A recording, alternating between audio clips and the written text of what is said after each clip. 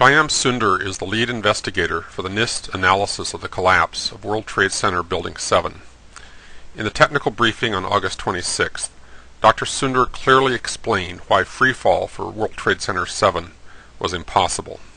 The analysis showed there's a difference in time between a freefall time. A freefall time would be an object that has no structural components below it. And that is not at all unusual because there was structural resistance that was provided in this particular case. And you had a sequence of structural failures that had to take place, and where everything was not instantaneous. That was before they were forced to acknowledge that freefall actually occurred.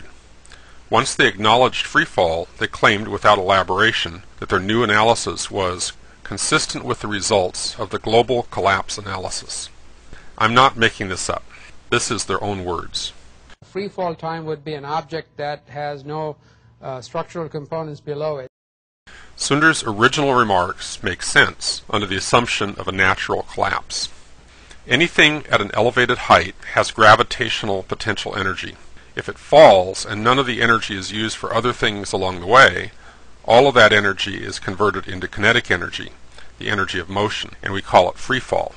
If any of the energy is used for other purposes, there will be less kinetic energy, so the fall will be slower.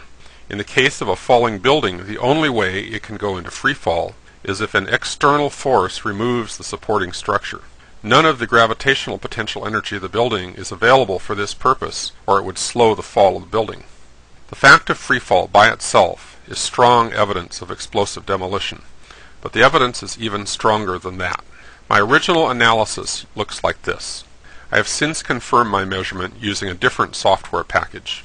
Both of these graphs plot velocity versus time. A straight line indicates constant acceleration, and the slope of the line indicates the rate of acceleration. What is particularly striking is the suddenness of onset of freefall. The acceleration doesn't build up gradually. The graph simply turns a corner. The building went from full support to zero support instantly. NIST's graph is upside down relative to mine, but that's really not an issue. Their data is almost the same. What is dramatically different is the curve they superimpose on the data. This curve has no physical significance whatsoever. It is merely a hypothetical interpretation of the data. It is literally the mathematical equivalent of laying a wet noodle on the graph and nudging it around until it fits the data. The straight part fits the data reasonably well. What is totally misleading are the gradual transitions into and out of freefall. The raw data speaks for itself. One moment the building is holding, the next moment it lets go and is in complete freefall.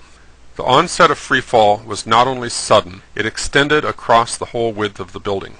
My measurement of the acceleration of the building was based on the northwest corner. This recent measurement confirming freefall was based on a point midway along the roofline. The fact that the roof stayed level shows the building was in freefall across the entire width. The collapse we see cannot be due to a column failure or a few column failures or a sequence of column failures.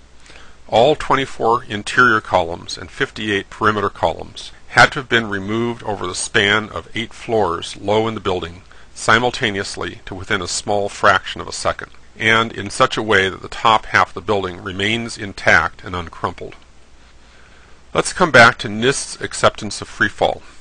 Here is their exact wording. Quote, "The 3 stages of collapse progression described above are consistent with the results of the global collapse analysis discussed in Chapter 12 of NIST NC Star 1-9. Unquote. In other words, they're giving the appearance of claiming freefall is okay, but actually it's the 5.4 second duration of their 3-stage analysis that matches their model. But we saw in part 2 of this video series that the 5.4 seconds depends on an artificially early start time, which has no valid observational basis. Without the 5.4 second fig leaf, they are left with freefall and nothing more. NIST does not show how freefall is consistent with their hypothesis, because, as Shyam Sunder has correctly and eloquently explained, freefall for a naturally collapsing building is impossible. This brings us to their computer model. NIST's so-called investigation actually consists of finding a way to reproduce the mysterious collapse of the building using a computer model. The assumption is that if the computer model can be made to reproduce the observed collapse pattern, That must be how it happened. The problem is, if something unexpected was going on, like explosives for instance, you're not going to discover it in the computer model. For that, you need to look at the actual evidence. So why not examine the steel directly? Oh yes, there isn't any. At least there isn't any after it was hauled away to Asia and melted down. NIST's investigation has been compared to conducting an autopsy without the corpse. As of 2005, NIST reported having only 236 pieces of steel from the World Trade Center complex, none of them unambiguously identified as being from World Trade Center 7. We've all watched CSI. Anyone serious about solving a crime knows the importance of physical evidence. Yet here the crime scene was scrubbed, the evidence was destroyed, and the investigation was delayed for years. Destroying a crime scene is itself a criminal act. Destroying the steel has absolutely no justification except to cover up the cause of the collapse. So even if we knew nothing else about the events of that day, we can see immediately there was a cover-up. Knowing there was a cover-up is a strong indication there was a crime someone wanted covered up. Any investigation that does not acknowledge this basic fact is not really an investigation. It's an extension of the cover-up. NIST claims their computer model can account for the observed phenomena. So let's look at NIST's model. Except we can't. The software they use to do the modeling is available, but their model actually consists of all the numbers and measurements and assumptions together with any tweaks to the system they might have used to get it to come out the way they wanted. If that information were released, their results could be checked by anyone with the appropriate skills and software tools. But NIST has not released the numbers. All we've been shown are some of the selected animated outputs they were able to get their model to produce. Is their model realistic? We don't know. Some models are chaotic in the mathematical sense. In other words, tiny variations in the inputs might result in wildly different outcomes. Is NIST's model stable or chaotic? Realistic or contrived? Honest or fraudulent? We don't know. We can't know without independent testing. The very process of running the model until it produces the kind of result you're looking for is called selection bias. If you think about it, NIST's methodology is explicitly based on selection bias.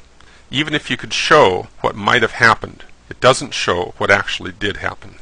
The very fact that NIST has not released their model strongly suggests they don't want their results checked. In other words, their results are intended to be taken strictly on faith.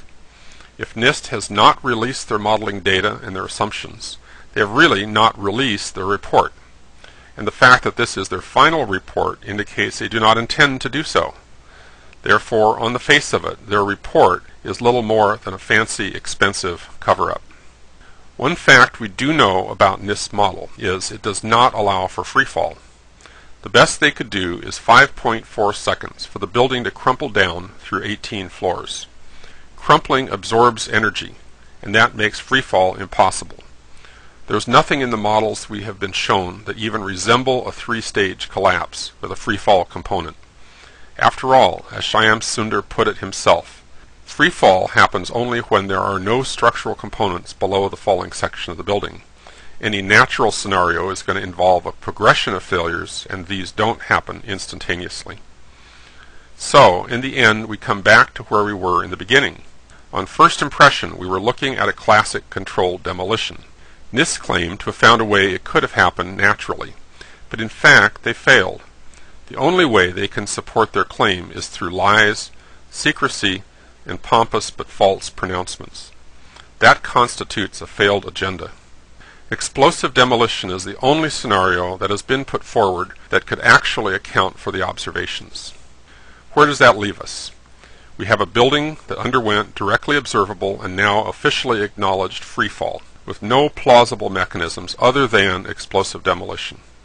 We have an official investigation by a government agency that has fraudulently manipulated data, has refused to even consider existing physical evidence that explosives were used.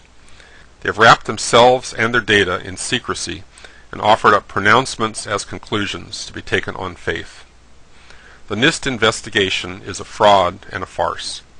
We need a new, fully empowered, truly independent, and open investigation.